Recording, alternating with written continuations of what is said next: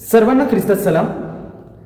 आज मी आपल्या समोर काही माहिती घेऊन येत आहे आणि ती माहिती म्हणजे ज्यांचा जन्म 1960 ते 1970 1960 ते 1970 च्या दरम्यान झाला, त्यांनी खरं तर जीवनामध्ये एक रणांगण पाहिलं असं मी म्हणेल आणि त्यावरती मला काही गोष्टी शेअर कराव्याशा वाटल्या, म्हणून मी त्या आपल्या संगती शेअर करण्यासाठी आज या व्हिडिओच्या माध्यमातून आपल्या संगती संवाद साधत आहे।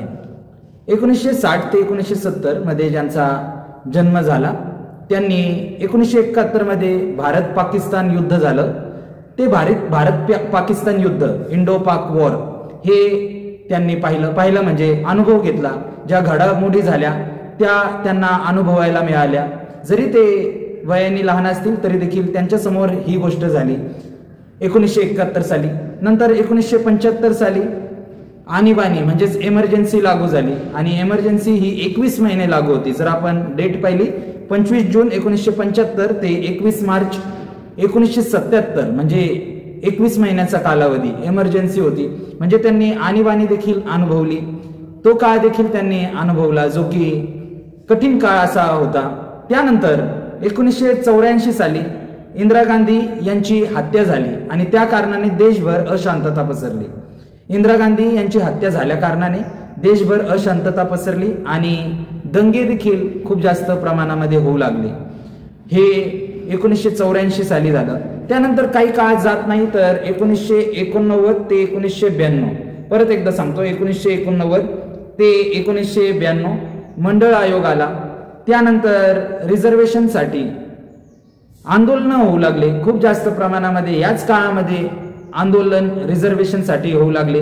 आणखीन एक म्हणजे प्रसिद्ध जी की आपण वारंवार वाहिन्यावरती आजवर देखील ऐकत असाल, बाबरी मस्जिद जे आहे ते याच कालावधीमध्ये 1989 ते 1992 मध्ये पाडण्यात आली आणि त्यामुळे देशामध्ये धार्मिक तेढ निर्माण झाले, जातीय तणाव निर्माण झाला आणि ही परिस्थिती देखील जे 1960 ते 1970 मध्ये जन्मले आहेत त्यांनी अनुभवली। आणि यावेळेस 1989 ते 1992 मध्ये एक गोष्ट जी भारतासाठी प्रसिद्ध होती, विविधतेमध्ये एकता, युनिटी इन डायव्हर्सिटी असं म्हटलं जायचं, त्याच वाक्यावरती प्रश्नचिन्ह उमटू लागला, प्रश्नचिन्ह निर्माण होऊ लागला, कारण की ह्या सगळ्या गोष्टी जातीय तणाव, धार्मिक तेढ या कालावधीमध्ये जास्त प्रमाणामध्ये निर्माण झाली त्या कारणाने, आणि ही परिस्थिती या सदस्यांनी या प्रियजनांनी अनुभवली। त्यानंतर 1991 मध्ये 1989 ते 1992 काळ एकत्रित सांगितला, परंतु 1991 मध्ये आता मी आपल्याला घेऊन येत आहे। 1991 मध्ये भारत देश आर्थिक दिवाळखोरीच्या उंबरठ्यावरती होता असं मी म्हणेल, कारण की याच कालावधीमध्ये महागाई वाढली। इतकंच नाही, महागाई वाढल्यामुळे लोक विविध प्रकारचे पर्याय शोधू लागले आणि या कालावधीमध्ये मग जे गरीब घरातील मुलं होते ते भरती होऊ लागले। भरती म्हणजे जी भरती मिळेल सरकारी खात्यामध्ये भरती होण्याची संधी यावेळेस निर्माण झाली आणि जास्तीत जास्त गरीब घरातले मुलं आर्मीमध्ये, त्याचप्रमाणे पोलीसमध्ये आणि इतर सरकारी डिपार्टमेंटमध्ये जिथं संधी मिळेल तिथे ते भरती होऊ लागले। सरकारी नोकरी देखील मिळत होती आणि पैशाची किंमत खूप जास्त वाढली होती, पैशाला किंमत होती आणि म्हणून या कालावधीमध्ये 1991 मध्ये भारत देश हा आर्थिक दिवाळखोरीच्या उंबरठ्यावरती असताना हा प्रकार गरीब घरातील मध्यमवर्गीय जे होते त्या घरातील मुलांनी अवलंबला, हे मी आपल्याला सांगू इच्छितो। पैसा खूप जपून त्याच कालावधीमध्ये वापरण्यात येऊ लागला होता। त्याच काळामध्ये घर चालवण्यासाठी सोनं जे आहे, मी म्हणालो पैशाला किंमत आली होती, तर घर चालवण्यासाठी सोनं गहाण ठेवण्याची देखील एक पद्धत सुरू झाली। त्या अगोदर देखील असेल, परंतु माझ्या माहितीप्रमाणे की जास्त प्रमाणामध्ये त्यावेळेस अभ्यास जो मी केला, हा संदेश ही माहिती आपल्यापर्यंत पोहोचवण्यासाठी, त्यामधून मला असं समजलं की या वेळेसच सोनं गहाण ठेवून घर चालवण्यासाठी, इतर गोष्टींसाठी पैसा हा घेण्यात येऊ लागला। ही परिस्थिती देखील 1960 ते 1970 मध्ये जे जन्मले आहेत, त्या दरम्यान जे जन्मले आहेत त्यांनी अनुभवली। त्याचप्रमाणे 1993 मध्ये, काही काळ जात नाही तर 1993 मध्ये मुंबई बॉम्बस्फोट झाला आणि मुंबई बॉम्बस्फोटमुळे देश हादरला, कारण की जी आर्थिक राजधानी होती तिथं संकट आलं आणि म्हणून देश हादरला असा मी शब्द वापरलेला आहे. हजारो लोक दगावली, हजारो लोक मृत्युमुखी पडली. एवढंच नाही तर याच 1993 मध्ये प्रसिद्ध म्हणजे सगळ्यांना भारत देशामधील नागरिकांना माहिती असेल, लातूर या ठिकाणी किल्लारी आहे, त्या ठिकाणी भूकंप झाला. त्या ठिकाणी देखील शेकडो लोक मेली, हजारो लोक मेली आणि म्हणून देश हादरला असं मी आपल्याला देश घाबरला होता. आणि विशेष म्हणजे महाराष्ट्र, कारण की दोन्ही गोष्टी मुंबई बॉम्बस्फोट आणि किल्लारी भूकंप हा महाराष्ट्रामध्ये झाला होता, म्हणून महाराष्ट्र विशेष असा घाबरला होता. ही परिस्थिती देखील आपल्या प्रियजनांनी अनुभवली आहे, जे 1960 आणि 1970च्या दरम्यान जन्मले आहेत. त्यानंतर काही काळ जात नाही तर 1999 या सालामध्ये कारगिल युद्ध सुरू झालं. कारगिल युद्ध सुरू झालं आणि मी थोड्या वेळा आधीच सांगितलं की 1991 मध्ये गरीब घरातील मुलं जास्तीत जास्त भरती झाले होते आणि म्हणून कारगिल युद्धामध्ये महाराष्ट्रामधले जे आपण ऐकत असाल, आपल्या घरातील कोण ना कोणत्या युद्धामध्ये निश्चित अर्थाने होता. आपला ओळखीचा, आपल्या शेजारचा, आपल्या नातेवाईकातला कोणीतरी एक सदस्य, एक सैनिक निश्चित अर्थाने ओळखीचा त्या कारगिल युद्धामध्ये होता. आणि ही देखील परिस्थिती या लोकांनी, या प्रियजनांनी अनुभवली 1960 ते 1970 मध्ये ज्यांचा जन्म झाला त्यांनी. आणि त्या कारणाने ते तणावामध्ये होते, कारण की घरा शेजारचा, नातेवाईकातला, घरातील, कुटुंबातील सीमेवरती लढत आहे, कारगिल युद्ध सुरू आहे आणि म्हणून त्यावेळेस देखील तणावामध्ये लोक होते. महाराष्ट्रातील, देशभरातील लोक तणावामध्ये होते, हे मी आपल्याला सांगू इच्छितो. तणावाचं मुख्य कारण म्हणजे टीव्ही जास्त प्रमाणामध्ये सुरू झाला होता, वेगवेगळे चॅनल्स आले होते आणि त्या वेगवेगळ्या चॅनल्सच्या माध्यमातून जो अंतिम संस्कार आहे जवानांचा तो टीव्ही वरती प्रसारित होत होता आणि त्या कारणाने देखील डोळे भरून लोक पाहत होते. आणि हेच प्रियजन यांनी ही सर्व स्थिती पाहिली. त्यानंतर काही काळ जात नाही तर 2001 साली गुजरातमध्ये भूकंप झाला. गुजरातमधला भूकंप देखील प्रसिद्धच असा म्हणता येईल, कारण की तो देखील जगामधील सगळ्यांना नोंद घेणारा असा तो भूकंप ठरला, कारण की शेकडो हजारो लोक त्यावेळेस मृत्युमुखी पडले. परंतु भारत देशामधील सगळे लोक एकत्रित आले मदत करण्यासाठी. सगळ्या जाती धर्मातील लोकांनी त्यावेळेस त्या ठिकाणी मदत पाठवली. विविध काळ ह्या आपल्या प्रियजनांनी अनुभवला. आणखीन पुढे जात मी माहिती आपल्यासाठी लिहिलेली आहे आणि आणखीन पुढे जात मी आपल्याला सांगू इच्छितो. 2002 साली गुजरातमध्ये हत्याकांड झालं. गुजरातमध्ये पुन्हा एकदा हे हत्याकांड झालं म्हणून देशामध्ये धार्मिक तेढ, धार्मिक वाद निर्माण झाला, धार्मिक तणाव निर्माण झाला, जातीय तणाव निर्माण झाला. 2002 साली ही गोष्ट घडल्या कारणाने पुन्हा एकदा देश या धार्मिक जातीय तणावाच्या संकटामध्ये सापडला. आणि ही परिस्थिती देखील जी आहे ती 1960 आणि 1970च्या सालामध्ये दरम्यान जे जन्मले आहेत त्यांनी अनुभवली. आणखीन पुढे जात 2004 साली जो की कधी विचार देखील केला नव्हता ते संकट आलं, ते म्हणजे सुनामी.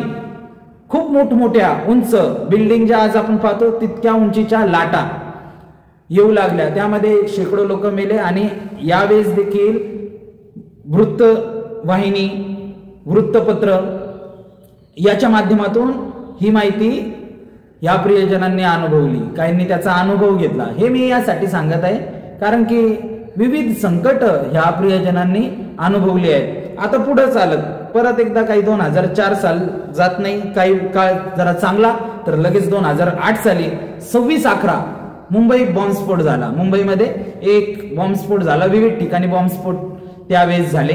याला आतंकवादी हल्ला म्हणून घोषित करण्यात आलं आणि यामध्ये विविध क्षेत्रातील लोकांना आपला प्राण गमावा लागला. शेकडो लोक मृत्युमुखी पडले. जे चांगल्या हुद्द्यावरती होते, आर्मी मधले, पोलीस खात्यातील, इतर वेगवेगळे जे सरकारी यंत्रणा आहे त्यामध्ये चांगल्या पोस्टवरचे प्रसिद्ध असे जे जवान होते, सैनिक होते, अधिकारी होते, त्यांना प्राण गमवावा लागला. ही परिस्थिती देखील 1960 ते 1970च्या प्रियजनांनी अनुभवली. आता त्यांचं वय उतरत चाललं होतं तरी देखील त्यांनी ही परिस्थिती अनुभवली. आता पुढे चालत 2016 साली उतरत चालली होती परिस्थिती. लेकरं मोठे होत चालले होते आणि लेकरांची लग्न आहेत, घर घेणं आहे, विविध व्यवसायामध्ये गुंतवणूक आहे. 2016 साली नोटबंदी झाली आणि ही परिस्थिती देखील त्यांनी अनुभवली. ते संकटात अडकले. कोणाचं लग्न आहे, कोणी घर घेतलेलं आहे, कोणाचे पैसे द्यायचे आहेत, मुदत आहे आणि ही परिस्थिती देखील नोटबंदी, कारण की एका दिवसामध्ये चलन बंद झालं. पूर्णपणे वेगळा असा अनुभव त्यांनी याच वेळेस घेतला. याच वेळेस त्यांनी 1960-1970 मध्ये वय उतरत चाललेलं असताना देखील ही परिस्थिती अनुभवली. त्यांनी हे दिवस देखील पाहिले. 2019 सालामध्ये जी गोष्ट घडली ती म्हणजे आपल्या सगळ्यांना माहिती आहे, पुलवामा हल्ला झाला. पुन्हा एकदा भारत देश ह्या युद्धाच्या उंबरठ्यावरती उभा होता. युद्ध होईल असं वाटत होतं 2019 साली, कारण की पुलवामा हल्ला जो झाला त्यानंतर असं वाटलं होतं की युद्ध होईल, परंतु ते झालं नाही. परंतु काही चकमक झाली. आपण काय उत्तर दिले. ही देखील परिस्थिती 1960 ते 1970च्या दरम्यान जे जन्मले आहेत त्यांनी अनुभवली. म्हणजे सगळ्या गोष्टी अनुभवल्या. काही काळ जात नाही तर 2020 साली कोरोना महामारी, कोविड हा जगभर आला, महाराष्ट्रामध्ये देखील आला. लोक मृत्युमुखी पडू लागले. भयंकर आजार हा घोषित झाला. याच्यावरती औषध उपचार काही नव्हतं आणि म्हणून लोक घाबरू लागले. परंतु जे 1960 ते 1970 मध्ये जन्मले आहेत, या दरम्यान जन्मले आहेत, त्यांनीच धीर दिला घरातील लोकांना. त्यांनीच वेगवेगळे उपाय, म्हणजे डॉक्टर तर आहेतच, डॉक्टरांनी शोधलंच, त्यांचा तर गौरव, त्यांची प्रशंसा मी करत आहे. परंतु घरातील याच लोकांनी, जे जवान होते, जे शाळेत होते, जे कॉलेजमध्ये होते, त्यांना धीर दिला, धीराचे शब्द बोलले, पाठिंबा दिला. त्यांच्यासाठी वेगवेगळे काही घरामध्ये गोष्टी करता येत होत्या तर त्या त्यांनी केल्या. हे मी आपल्याला सांगू इच्छितो. 2020 सालामध्ये वय उतरत चाललं होतं तरी देखील त्यांचे शब्द, त्यांचा सल्ला, त्यांचं काम, त्यांची कृती ही खूप उपयोगाची यावेळेसच ठरली. पुढे जाऊन मी आपल्याला सांगू इच्छितो अलीकडचा काळ. 2023 सालामध्ये नैसर्गिक आपत्ती आली. महागाई खूप जास्त भयंकर वाढली. उच्चांक महागाईचा यावेळेस गाठण्यात आला. खूप जास्त प्रत्येक गोष्ट जमिनीपासून, भाजीपाल्यापासून, औषध उपचारापासून सगळ्याच गोष्टी खूप जास्त महागल्या. खूप भयंकर अशी महागाई वाढली. बेरोजगारी वाढली. सुशिक्षित लोक बेकार होऊ लागले. शिकलेले देखील घरी बसू लागले. हे आपण अनुभवलं. विशेष करून यांनी जे 1960 ते 1970 मध्ये जन्मले आहेत त्यांनी अनुभवलं. ते कामाला होते, ते काम करत आहेत आणि त्यांनी खूप मोठा हातभार 1960-1970 मध्ये जे जन्मले आहेत त्यांनी 2023 या सालामध्ये या महागाईच्या संकटामध्ये घरच्यांना, प्रियजनांना दिला. वयोवृद्ध असताना देखील त्यांनी घरामधले पुरुष असो, स्त्री असो, महत्वाची प्रमुख अशी भूमिका निभावली. खंबीरपणे ते उभा राहिले. आणि मग परत चालून 2025 हे साल खूप जास्त कन्स्ट्रक्शन वाढलं. सगळं काही म्हणजे एक वेगळ्या काळामध्ये जे की आता हे साल चालू आहे हे देखील त्यांनी अनुभवलं. हे सगळं का सांगितलं मी, हे का सांगत आलो, कारण की यांनी जे 1960 ते 1970 मध्ये जन्मले आहेत त्यांनी सगळ्या स्थितीला तोंड दिलं. आणि जे मी रिपीट करत आहे, लक्ष असू द्यात, जे 1999 मध्ये 2000 सालामध्ये जन्मले आहेत, त्यानंतर जे जन्मले आहेत, ही पिढी या 1960 ते 1970 मध्ये जे जन्मले आहेत त्यांना बोलतात, त्यांना विचारतात की तुम्हाला काय कळतं, तुम्हाला काय समजतं, तुम्हाला काहीच कळत नाही, तुम्हाला या गोष्टीचं ज्ञान नाही. खऱ्या अर्थाने खरे उन्हाळे, पावसाळे परिस्थिती यांनीच अनुभवली, यांनीच पाहिली, यांनीच तोंड दिलं. विशेष म्हणजे यांनी गरिबी पाहिली, काटकसर पाहिली.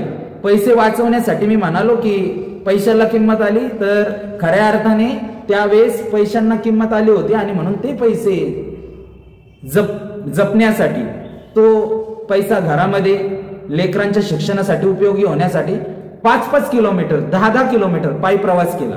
आणि ते घरच्यांना घरातील सदस्यांना खूप मोठा हातभार असे ठरले आहेत 1960 ते 1970 मध्ये जे जन्मले आहेत ते. आणि म्हणून जे 1999 किंवा त्या पलीकडे किंवा त्याच्या अलीकडे जे जन्मले आहेत त्यांनी जे शब्द आपल्या घरच्यांसाठी उद्गारायचे आहेत ते प्रशंसा करणारे, स्तुती करणारे, गौरव करणारे, त्यांना धीर देणारे शब्द उच्चारायचे आहेत हे मी आपल्याला सांगू इच्छितो.